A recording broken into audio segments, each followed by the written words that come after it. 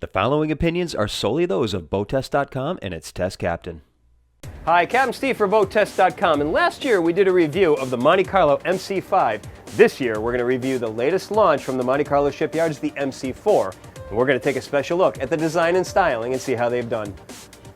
At the transom, electric grille, courtesy lights, cutting surface, reversible, sink. The sink can also be covered to give you more working room. We also have a full beam swim platform, and this one is hydraulically actuated, so it not only can be used to launch a tender or PWC, but can serve as a much enjoyed teak beach. It can be controlled from a panel in the cockpit or this handheld remote control.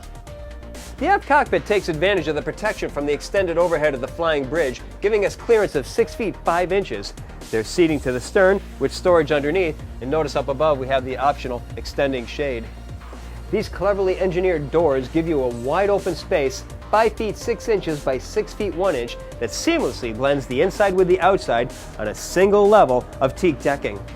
The settee over to the starboard side is U-shaped. Over 30 different material choices are offered. The table, I have to say, it's pretty solid. The rubberized paint, stitched leather, expands, Alpi wood in the center. This piece can move over, also offers convenient storage underneath.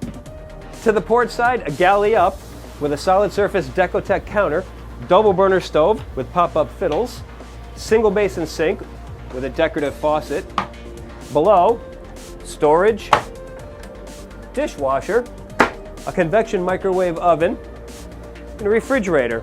As we move up, we have clever storage, and I say that this is clever because at the end, we have space for a television to be selected by this boat's owner. And you would never know that this is solid wood with a cream lacquered finish. Opening side windows to port and starboard allow fresh air to flow through. Moving down below, we have a companionway over to the port hand side, wide open space with plenty of natural light. And this leads us to a foyer with 1, 2, 3 doors. Let's take a look forward at the VIP stateroom. Well, we've got an island queen berth, dual opening port lights to both sides. Clearly there's a theme of letting a lot of natural light into this boat. Dual skylights overhead. You're looking at this in natural light. We're not adding any to it. Naturally, these include the usual blackout shades and bug screen. Let's take a look at the master stateroom. We have a beautiful master stateroom, full beam, variable geometry to the headroom going from 6'7" down to 6 feet 2 inches to 4 feet 5 inches in this section.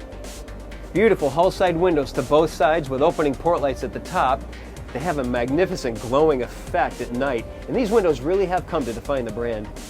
There's additional storage to both sides, but on this side they've added cushions, but I'd like to see this made into more of a chaise lounge in front of the window. You can always tell a Beneteau boat by how they use their materials. There's a difference between the cushions, soft touch of the bulkheads, to the overhead, which are hard plastic. And it's this choice of materials that give the client more bang for the buck. Beneteau uses the quality materials where they need to and not where they don't. Now here's a nice feature of this master stateroom, an ensuite head. Now we also have a guest head that doubles as a day head. This one has much the same features as the master head with the walk-in shower, teak decking, vessel sink allowing premium storage underneath, opening port light, and skylight up above for natural light. Again, quality materials where they need to be. Solid core doors. This is Alpi oak and Magellite. Coming back up the companionway, courtesy lighting to both sides. Storage on the port bulkhead includes a combination washer-dryer, trimmed in stitched leather. The bow is accessed from side decks to both sides, and these in turn are accessed from steps in the cockpit. Forward, there are 2 sun pads that tilt up into chaise lounges. Both have embedded speakers, and to the starboard side is a stereo control, not a remote. Right here we have PVC weave, Diamante snow with espresso piping. Well, plenty of room and great visibility in this Flybridge. Let's take a look at some of the details. To the stern, there's a chilled box right next to U-shaped seating that wraps around a teak table. Moving forward, we have a double wide lounger. The centerpiece comes out so we can make it into a chair, and that's all right next to the helm. Just behind the helm, entertainment center with storage underneath, sink, optional grill will go in this position. Here's an interesting feature, turnbuckles on the bimini to make sure everything's nice and tight. Here's another nice touch, LED rope lights in the bimini top. Well, in my opinion, it's not fair to compare this boat to her larger sister, the MC5. This Monte Carlo MC4 stands on her own. And that's my full features walkthrough of the Monte Carlo MC4. For BoatTest.com, I'm Captain Steve. We'll see you on the water.